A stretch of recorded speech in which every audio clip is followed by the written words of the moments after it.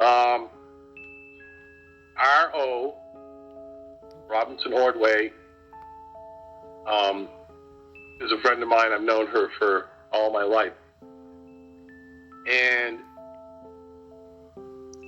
she stated that she was walking up the hill from her house towards the Stage Stop store, and a red truck, pulled over, kind of slowed down beside the road and gawked at her, and then drove away. When she got up around the corner, which this is not a far walk, guys, just to let you know, in the winter she wasn't walking more than a quarter mile, eighth of a mile. She walked into the store parking lot, and the same red truck was parked at the store. She noticed the truck to be red. It had what she called wood sideboards on it, like that you would haul wood with. It also had a hard window to see in through the back, and described it as maybe it had maybe something to cover the window, so if you were carrying wood, it wouldn't go through the back window when you were throwing it into the truck. All right. And she stated that it had a white plate, kind of cream colored plate with red letters. She went into the store, and because she was sketched out by it, she asked the store owners if they had seen has anybody been in? The people in that red truck comes in, and they were like, no, nobody's been in 20 minutes or whatever. And the minute she went by them, walked up the stairs and was saying that inside, the truck drove away and headed towards the easterly on 112 towards the accidents. So that is pretty much all the information on the red truck that there really is, because through looking at the Graphic County Sheriff's Department report, there are no stops of vehicles that would fit that description. There is a couple red trucks, but nothing that fits the description.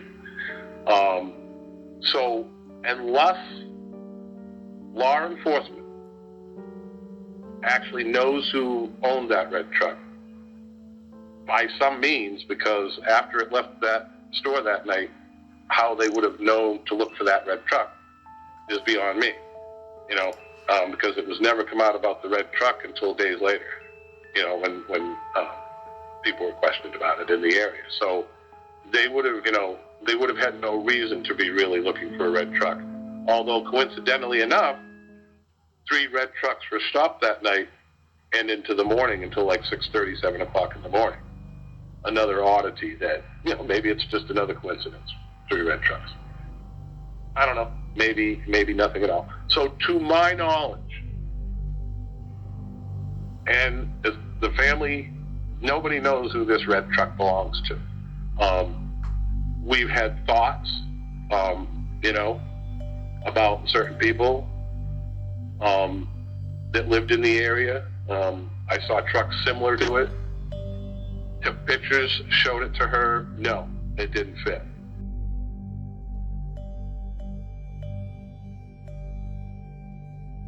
One thing that I forgot to talk about was, and it's not in my timeline, is the fact that Trooper John Monahan of the New Hampshire State Police was on the scene that night for a little while.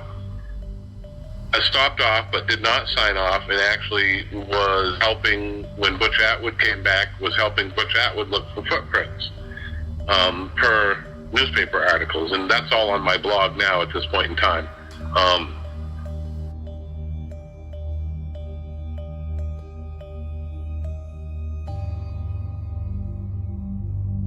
That's what really rankles me the most, Monahan. But I've been pounding away at that ever since. Well, now he's the chief of police of Franconia. Franconia, yeah. God. I've been up there walking around town, and I never saw him. He probably saw me. Early on in the case, I would go up and I'd hang around that bar there. Yeah, what is it what is it called? The Broad Log Cabin Bar right in the middle of town, right beside the market. right beside the food market. I went there, and when I was there in February, I can't remember the name of it, but I'm pretty sure I went there too. I'd pop in there to try to overhear what locals talking and stuff like that, you know, and hope they didn't know who I was.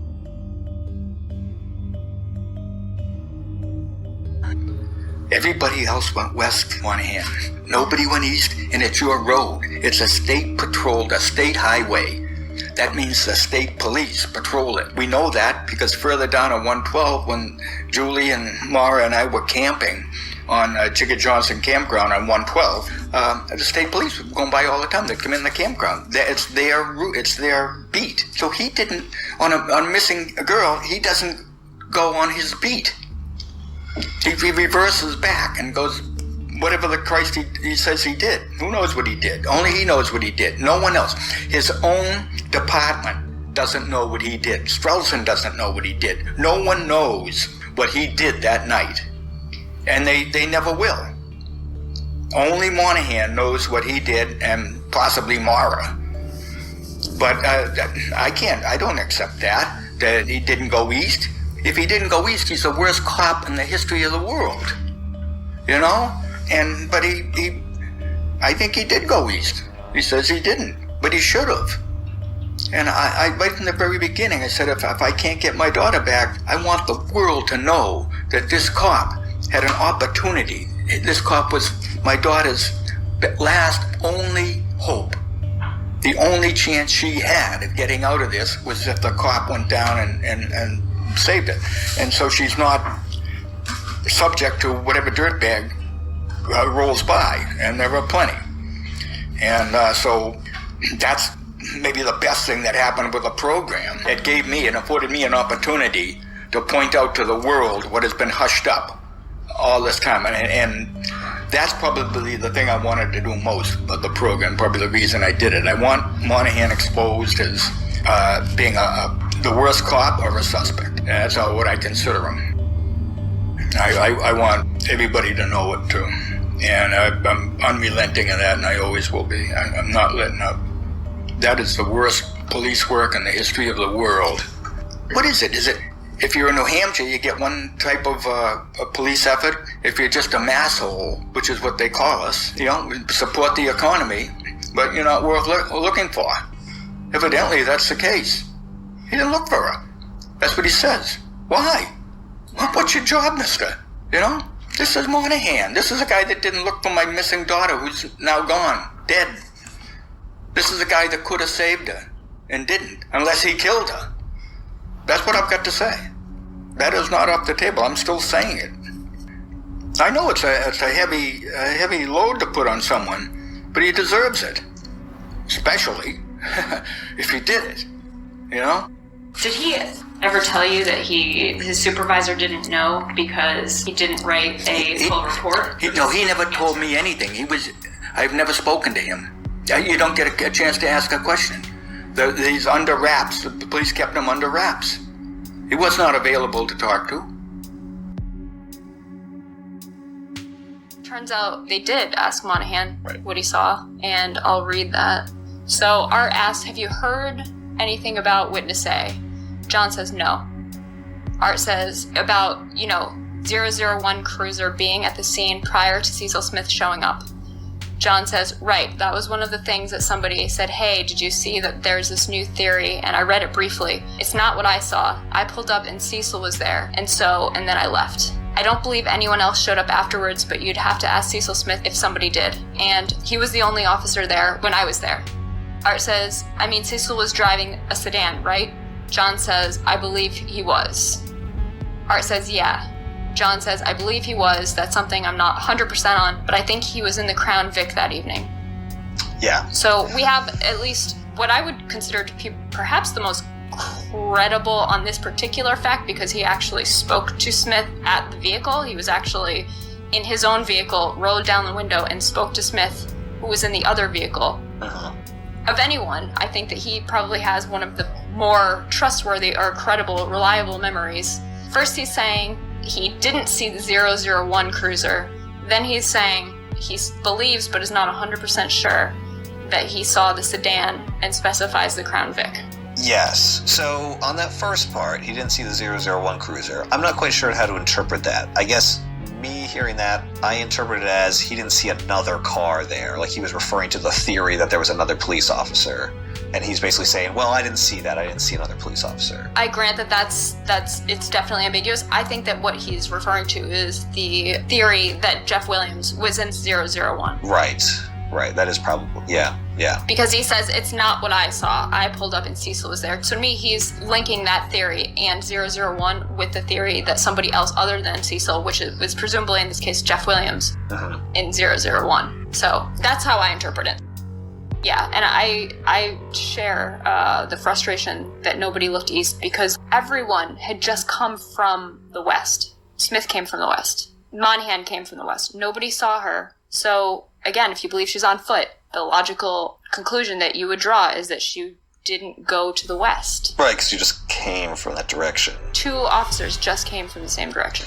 Yeah. And not only that, but the whole point that Monahan was coming to the scene is because his jurisdiction was right to the east. Right. He knew at that point that Atwood was searching in a westerly direction. He had just come from the west. Yes. Why did he decide to go back toward the west when he knows that a person can only get so far on foot? It just makes no sense unless somebody did go east.